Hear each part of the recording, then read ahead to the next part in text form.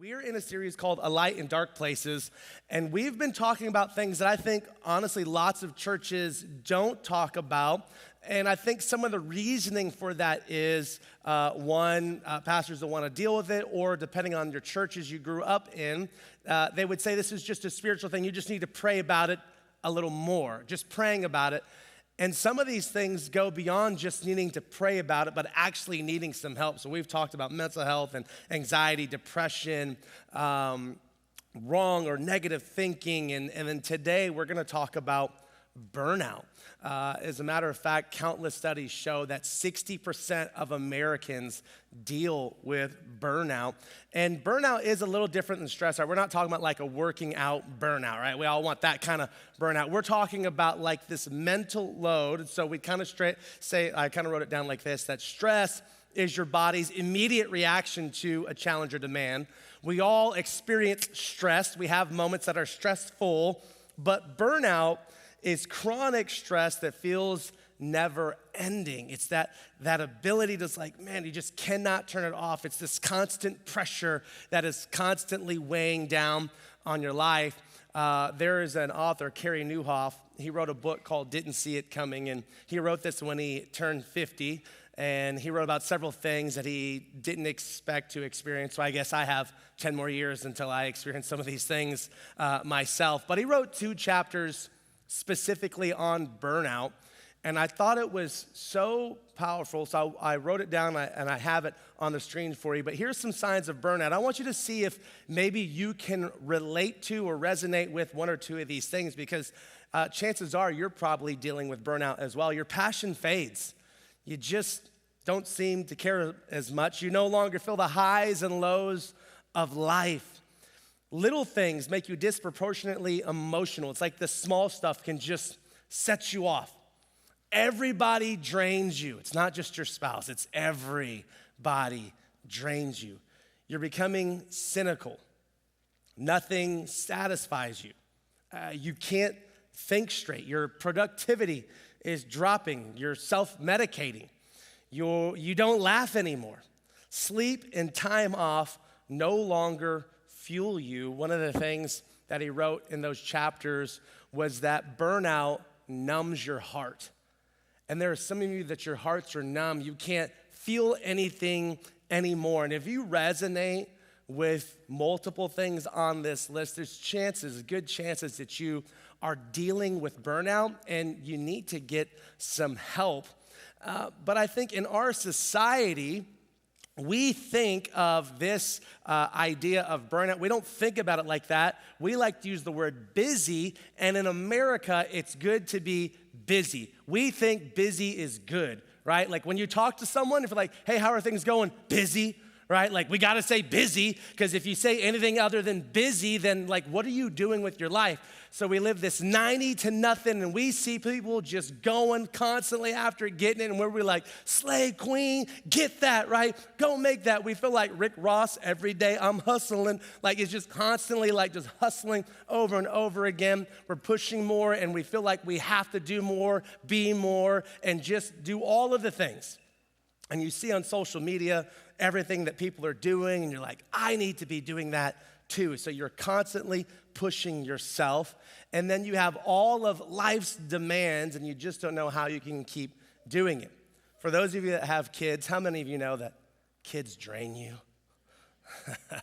They drain you, right? It's just like everyday necessity, keeping them alive, right? That's like a whole process, right? They're just keeping them alive, making sure they have food to eat, making sure they have the right clothes, making sure they have their lunch money, making sure they get to practice on time, making sure they get picked up from practice, making sure they make it to their recital, making sure you're watching the recital, making sure you record the recital, making sure you're at their sports things, making sure that they have got their homework done, making sure you did their homework for them. And then if you're married, you gotta spend time with that person too, I guess. And so what do you try to do? You're trying to spend time with them, but then what do you have? It's your whole family stuff, and so you need groceries, but before you need groceries, you gotta buy the groceries. And once you buy the groceries, you gotta put away the groceries. Once you get those groceries, you gotta cook the groceries, and then you gotta throw away the food that you don't eat. And then, let's just not to mention animals. If you have those, You got to take care of them too, or you end up on the news, okay?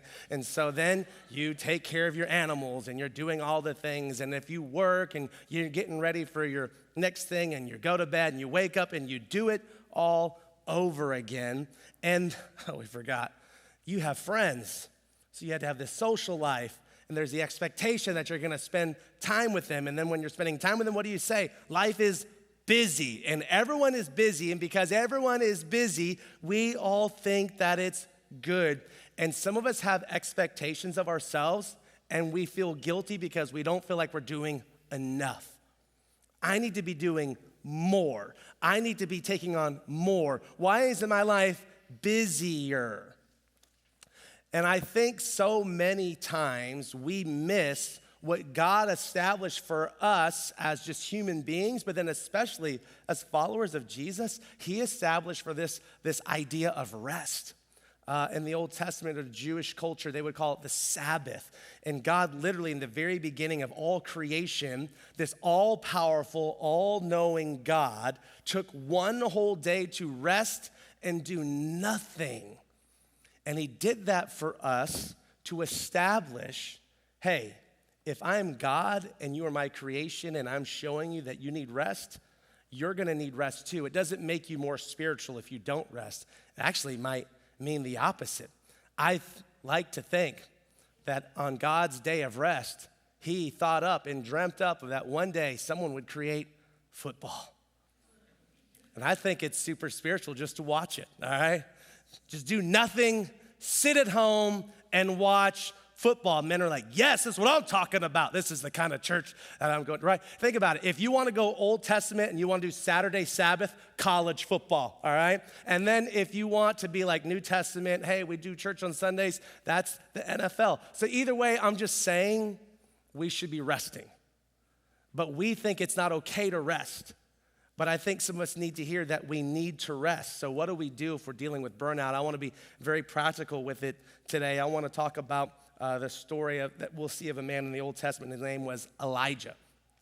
And Elijah was a prophet of God. In other words, he had to speak on behalf of God. And what we're going to see from Elijah's life is that this was a man who was on the edge of just completely losing it. He was dealing with burnout. And so if you're here and you deal with mental health, depression, anxiety, burnout, those things aren't abnormal and it's not unchristian.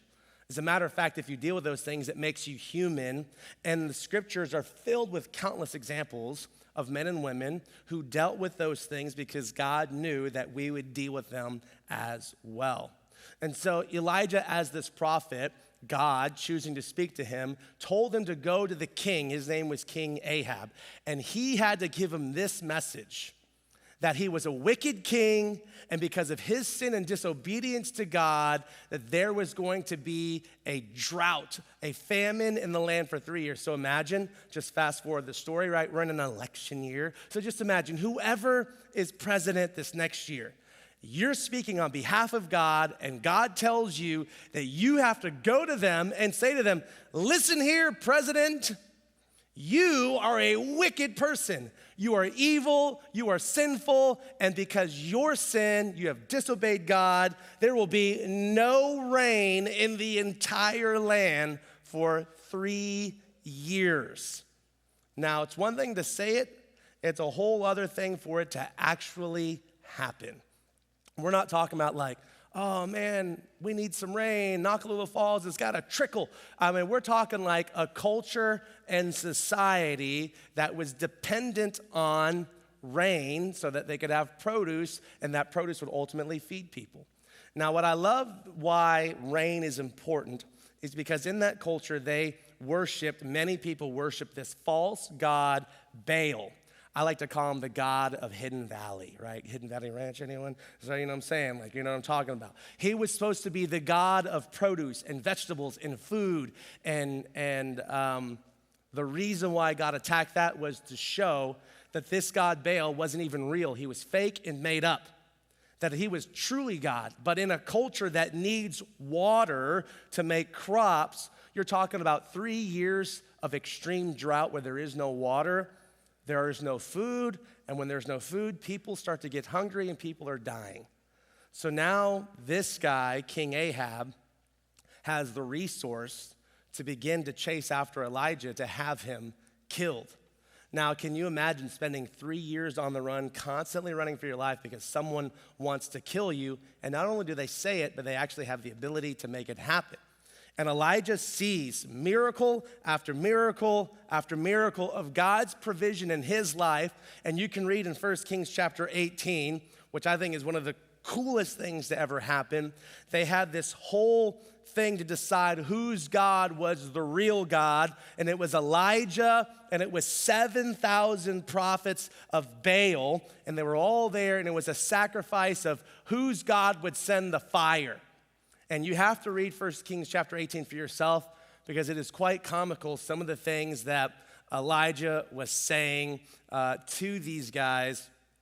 But literally, you watch fire fall down from heaven on Elijah's sacrifice to God, and then all of a sudden, all of the people realize God is truly God. It was an incredible victory. They take all of these false prophets down to the river, it says, and they killed every single one of them. And in case you have no idea what kind of victory this was, we're talking like a storm the field, take the field goal post, and throw it in the river kind of victory, all right? It was a big deal to these people.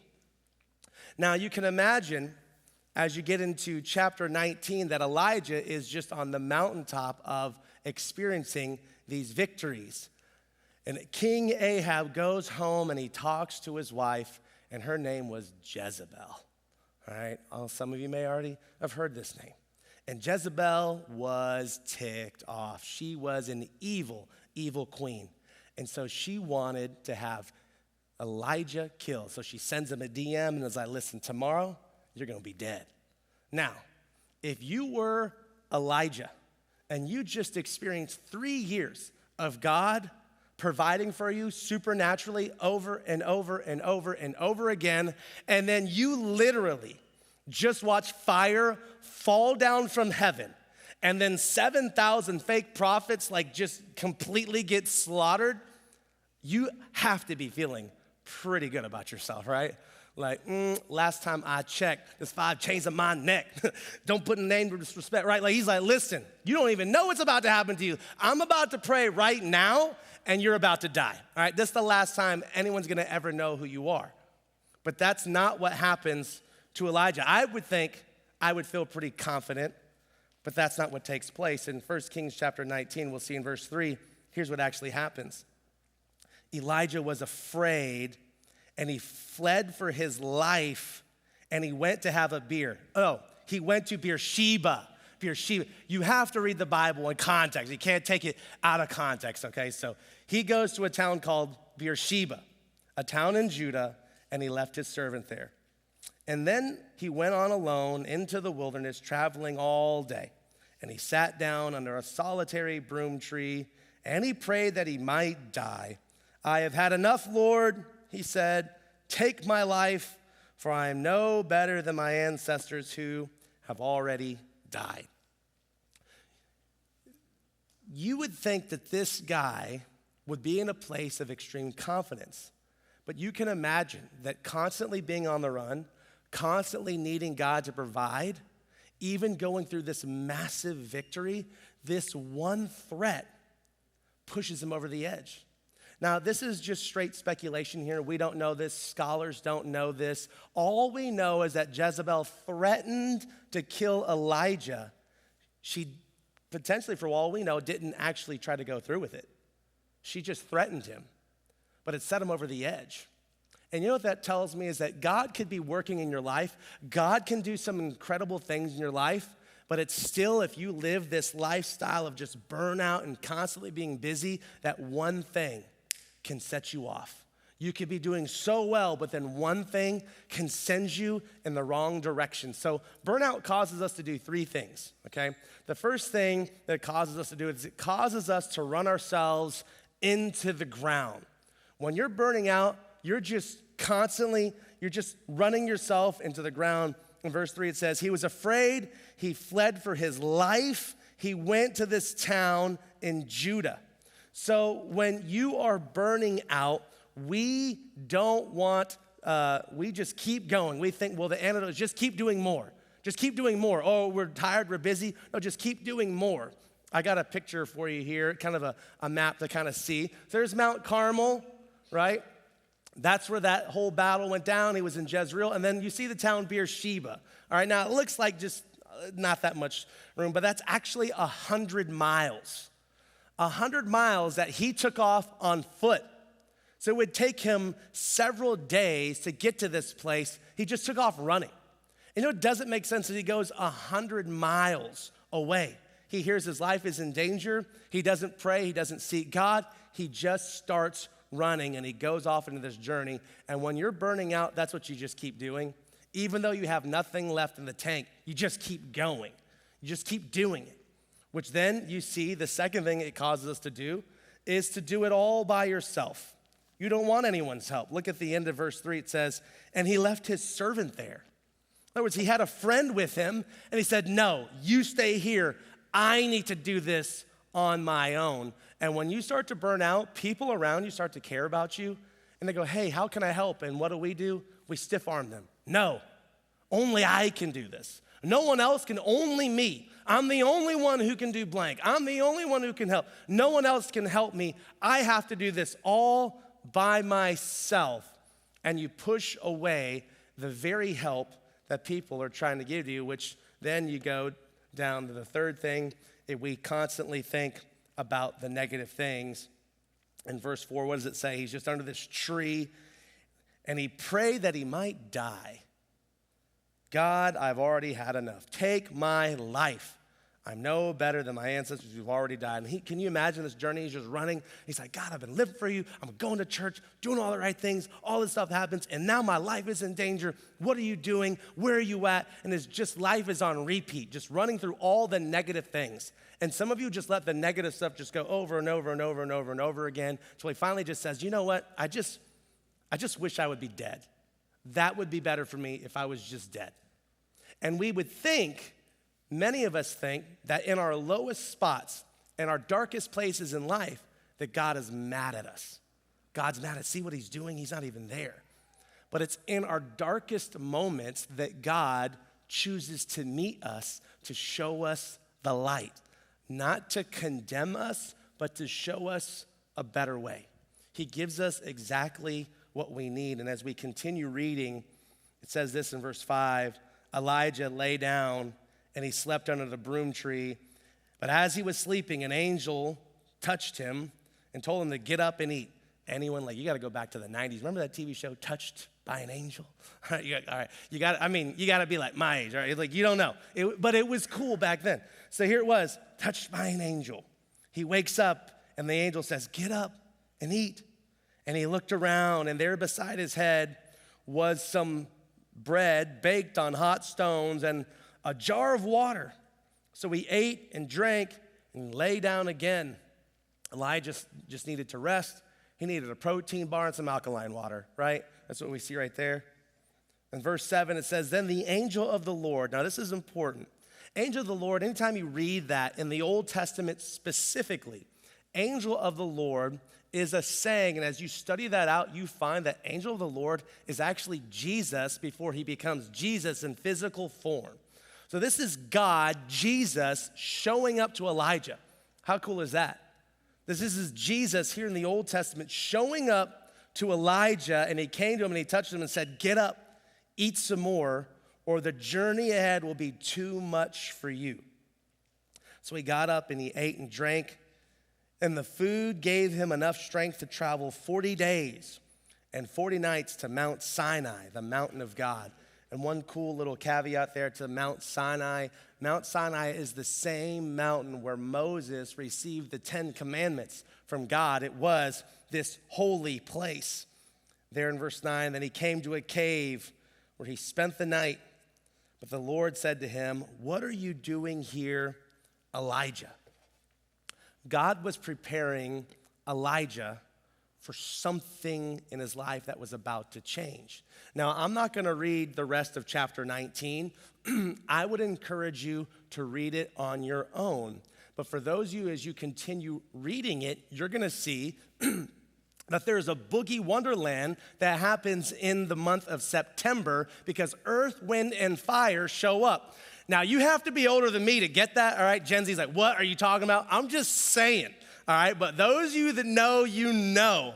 All right, it was a boogie wonderland, and I think it's happened in September because Earth, Wind, and Fire are there. It is a crazy story, all right? You'll have to check it out for yourself. But what you'll see what happens is God shows up to Elijah in a whisper. Now, I think that's important. Some of us don't hear God in our lives because we're not still long enough to actually hear him. Some of us are wondering where God is at. Why isn't he showing up? Why isn't he talking to you? It's because you're so busy constantly doing that you're not still long enough that you can actually hear him. But why is it a whisper? You ever think about like God, the all-powerful God? Why is it a whisper? He whispers because it shows you how close he actually is. When you whisper to someone, it reveals to you a closeness. Literally and figuratively, a closeness that God is right there, that he can whisper and we will hear him. And see, the thing with God is that he will wait until we are in our most broken state, until we are in the darkest place where we will actually be still long enough to listen for the whisper. And God will lean in and he will say some things to you that will change you forever. So I want to give some practical things that we can do when you're dealing with burnout. What do we actually do? The first thing is this, is to tell someone. If you're dealing with burnout, like you might need to talk to your spouse. You might need to tell them like, hey, I know, like we're busy and stuff, but I need to tell you like this is more than that. You might need to talk to a counselor. You might need to tell like a friend, someone that you trust, a godly person. Maybe you need to tell me like, or your pastor or whatever, like, or someone in your life. You might need to tell them, hey, I need some help. And I think that's just where some of us need to just swallow our pride and realize that you need help. The second thing is that maybe you just need to develop a circle around you. Having the right people around you in your life. Some of us might need some different friends. We might need some different people that surround us, that help us. We need to keep leaning into God. Sometimes you realize, hey, it feels like God isn't there. Why isn't he there? Keep leaning into him. Maybe you aren't truly still enough long enough. Maybe you aren't really listening. Maybe he's waiting because he's working and getting things and preparing them for you. So you just keep leaning into God. Hey, for some of you, the most spiritual thing you can do today, your best takeaway is to rest. Did you know that sleep is a debt and you will need to pay that off? I mean, you can just do your own Google research on this. There are countless studies of health professionals who will show you the importance of sleep and needing to have enough sleep in your life. And maybe for some of you, you just need to just sleep some more. That Sabbath is needed. That rest is needed where you're not doing anything, but you're just resting. You'll find that like Jesus talks about that as well, like this idea of just needing to rest. Find something that can take your attention away from your pain. So maybe it's like some new hobbies. Maybe you start doing some new things. I like to work out with Peloton a lot, and Adrian, he's like, when he works out, he's like, you might just need to take an emotional lap. You might need an emotional lap. And some of you get home, you just need to take an emotional lap around your neighborhood. Right? Just walk, do some new stuff. Try something different. Try a new hobby. All right? Do what you can. There's some of you that you're just so overwhelmed and so burdened, you just need to do something. Just take the next step. Hey, maybe this next day you get out of slouchy clothes, you brush your teeth, and actually just go somewhere for a day. Don't just lounge around. Don't make any big decisions, and don't do any dumb stuff either. There are a lot of people, like when you're burnt out, you make some really poor choices. Hey, grieve your losses. There are some of you that have just been stuffing some loss in your life, and you're trying to push it down, you're trying to suppress it, and it might be time you deal with some of the losses you had in your life. It's okay to grieve those losses. Reopen your heart. In other words, we kind of say it like, avoid cynicism learn to trust and love people once again. Live today in a way that will help you thrive tomorrow. Did you know that no one in this room is responsible for your health except for you? You are responsible for your own health. And so you've got to take the steps to be responsible for your health because other people are relying on you and need you. The hardest part about dealing with burnout is the fact that we actually have to slow down and do something different. It was like when you're a kid, you ever done this? Like you ever been like someone's pool, it's like a 12-foot pool, it's a round pool, but you start to just go around, you wanna make the like whirlpool, right? And so you just start going around and around and around and around and around. You're just going around in this whirlpool, all right? Just making the big circle over and over and over again. And next thing you know, it gets really easy and it's a lot of fun. But then the moment you decide to stop and go the other direction, you find it's very difficult to do. You cannot do that. It's very hard to go upstream once you've created a pattern. And that is what some of you are dealing with in your life. You've created a pattern, and it's gonna be very difficult to be able to turn around and to do something different. But when you're going to heal from burnout, it's gonna take time. You can't rush God's healing. And when God begins to work in your life, he has to, as the surgeon, take his time.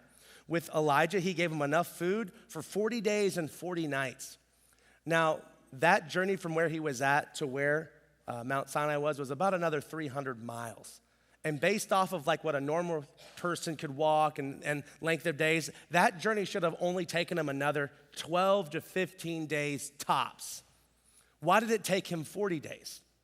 Well, there's a lot surrounding that number there. 40 days is a picture of like the 40 years that the Israelites wandered in the desert. The picture of like 40 days of like Jesus, being secluded off to himself. 40 days is this idea of like perfection and completion. And yet he did that because he was preparing Elijah for something else. He needed him to wander around for 40 days so that God could really, truly heal him so he could meet with Elijah in a cave. And what I'm telling you is when God does his surgery, you can't skip the process. You have to go through it because if you try to do something when you're not fully healed, you're just gonna make the injury worse. You have to slow down. And this should show you how much God loves you, that he's willing to take his time, attention, and care for you. So if you're feeling burnout, listen to what Jesus said himself in Matthew 11. He said it this way, "Come to me, all of you who are weary and you carry heavy burdens." He says, "I will give you rest." Some of us, we just need that rest. Listen to what he says. He says, "Take my yoke." In other words, he's saying, that's my teaching. Jesus says, I want you to take my teaching and I want you to carry it on yourself. Let me teach you. Why? He says, because I am humble and I am gentle at heart, and you will find rest for your souls. For my yoke, my teaching is easy to bear, and the burden I give you is light. Jesus wants you to have rest for your soul. Following Jesus should not be stressful. So if you're in the cave of burnout, you have to listen to the whisper of God, and God will wait for you as you keep running around. God will wait for you as you're in this desert place wandering for the next 40 days and 40 nights. He will wait until you are completely and fully ready to listen to what he has to say to you. And it's only then that God will begin his healing in your life. If you're suffering with burnout, it's time to surrender to God. Hey, let's pray.